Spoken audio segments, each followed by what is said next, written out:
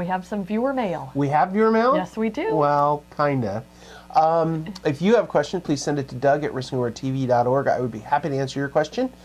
We talked to somebody this week. I didn't get their name. Yep. But they had this question, this dilemma. So I thought I'd share it with all of you.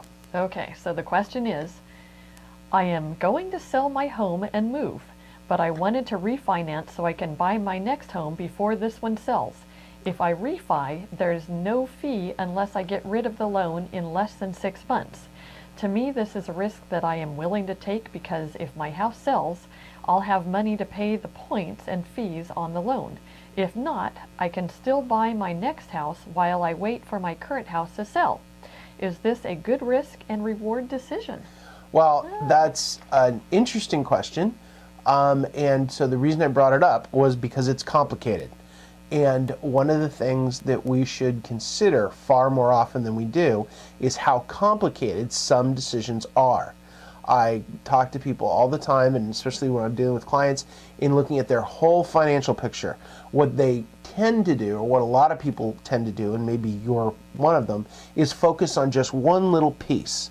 But all those pieces, since money is interconnected throughout your whole entire life, because money is what? Money is stored work.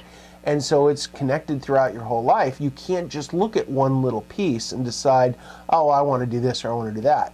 The second thing is you always bring emotion into these decisions. And so you're always saying, this is what I want to do, and so how can I justify it? As opposed to, let me look at it objectively and find out this is what I should do, and then weigh your emotions based on that.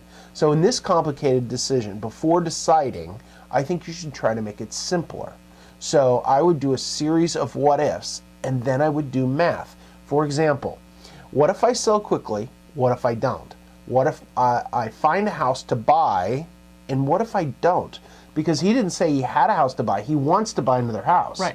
Well, what if he refis and then finds out that he doesn't want to buy another house, and then he has all this money sitting there, and he has to pay these points and fees on it, and it doesn't make any sense if he's trying to sell his house. So he could end up losing money in that situation, but I don't know how much because you didn't do any math.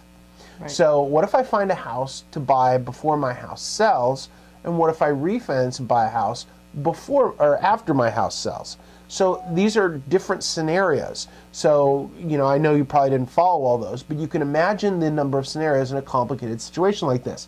So think of each variable and then put a chart together of if A, B, and C, and then if A, B, and D, and then if A, F, and H, or whatever the variables are. Think of what could happen, and then think of the numbers. Do the math. How much are the points and fees?